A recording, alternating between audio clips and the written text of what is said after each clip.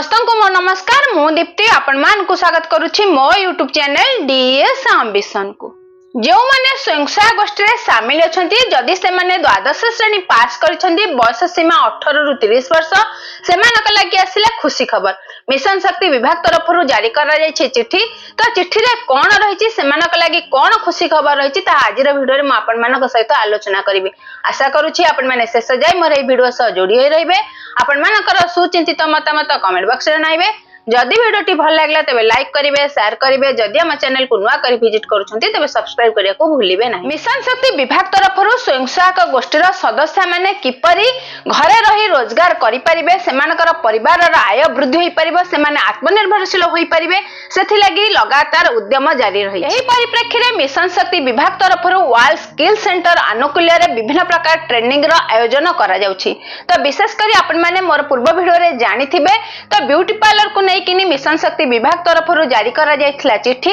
तो चिट्ठी अनुसार जो मानकर बयस 18 रु 30 वर्ष से माने 1 वर्षर फ्री कोर्स करि परिबे जहा वाल स्किल सेंटर रे प्रदान करा। किंतु वर्तमान जो मिशन शक्ति विभाग तरफरु जारी करा जायछि चिट्ठी तो चिट्ठी अनुसार केवल वाल स्किल सेंटर रे ब्यूटी पार्लर ट्रेनिंग दिया जिवो नहीं। तो विभिन्न प्रकार ट्रेनिंग रो आयोजन करा जिवो। तो एही ड्यूरेशन मध्ये कम दिन रहिछि। तो आपण माने जदी इच्छुक आपण माने जदी 10म श्रेणी पास करिसंती किबा द्वादश श्रेणी पास करिसंती बयस आपनकर जदी 18 रु 30 वर्ष ताले आपण सेही समय ट्रेनिंग नै निश्चित भाबे आपनक परिवार लागि रोजगार आनी पारि। एथि लागि आपण ब्लॉक मिशन मैनेजमेंट यूनिट बा बीएमएमयू तरफरु निश्चित भाबे डीएमएमयू रे आपनकर नाम को पंजीकृत करिया पड़िबो। एहार शेष तारीख होची 5 जुलाई 2025। तो निश्चित भाबे आपण जते बेले एही ट्रेनिंग नेबे ता पूर्वरु आपनको एक मेडिकल सर्टिफिकेट देबा को पड़िबो जहा द्वारा कि आपण मानकर केउ प्रकार रोग रहिछि आपण फिट अछंती कि नै ट्रेनिंग लागि तो ताहा निश्चित भाबे वाल स्किल सेंटर रे प्रदान करा जिवो। ताहले चलंतु जानिबा कोन कोन कोर्स रहिछि सेही कोर्स रो ड्यूरेशन केते दिन रहिछि।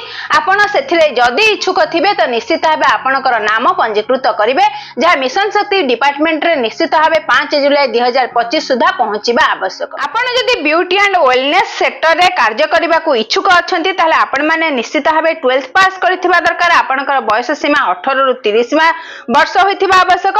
आ एही ट्रेनिंग रो पीरियड होची 8 वीक। आपण जदी फूड एंड बेवरेज रे आपण मानकर कार्य करबा को इच्छा अछि ताले एथि लागि मध्ये आपण वाल स्किल सेंटर रो ट्रेनिंग पाई परिबे। एहार ड्यूरेशन रहउची 14 week including 4 weeks of OJT. एथि रे आपण को निश्चित भाबे द्वादश श्रेणी पास करिथिबा आवश्यक। बयस सीमा आपनकर 18 रु 30 वर्ष होइथिबा दरकार। सेही परि जदी आपण इंटरेस्ट अछंती कमिस कैप रे कार्य करिया को तो एथि लागि आपण मानको वाल स्किल सेंटर तरफरु मध्ये तालीम दिया जिवो।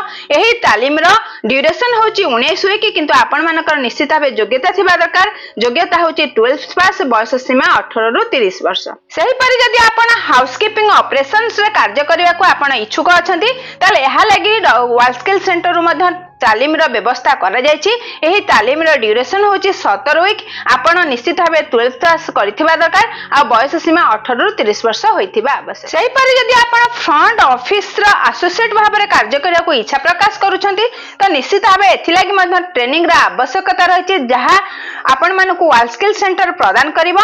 एहार ड्यूरेशन रहउछि 11 वीक। तो आपण निश्चित भाबे द्वादश श्रेणी पास करिथिबा दरकार। बयस सीमा 18 रु 30 वर्ष होइथिबा आवश्यक। सेही परि 19/6/2025 रे मिशन शक्ति विभाग तरफरु ब्यूटी की नै कि आपण मानकर जे कोर्स आरंभ होबार थिला जदी वर्तमान मध्ये आपण के इंटरेस्टेड अछंती ताले निश्चित भाबे अप्लाई करि परिबे। एहार कोर्स होची आपण मानकर 1 इयर। सेही परि बयस सीमा मध्ये 18 रु 30 वर्ष। आपण निश्चित भाबे द्वादश श्रेणी पास करिथिबा आवश्यक। जो माने इंटरेस्टेड अछंती आपण को परिवार को रोजगार करिबा लागि तो निश्चित भाबे आपण एही ट्रेनिंग रे भाग नै परिबे। एही ट्रेनिंग परे आपण जेउठारे चाहिबे निजे चाहिले मध्ये आपण रोजगार करि परिबे किबा कोनोसी स्थान रे रही मध्ये रोजगार करि परिबे। तो एही परि आगो को नुवा नुवा अपडेट जानिबा लागि निश्चित भाबे आम चैनल डीएस एम्बिशन से जोड़ी होई रहंतु। समस्त को मो तरफरु आम चैनल तरफरु बहुत बहुत धन्यवाद।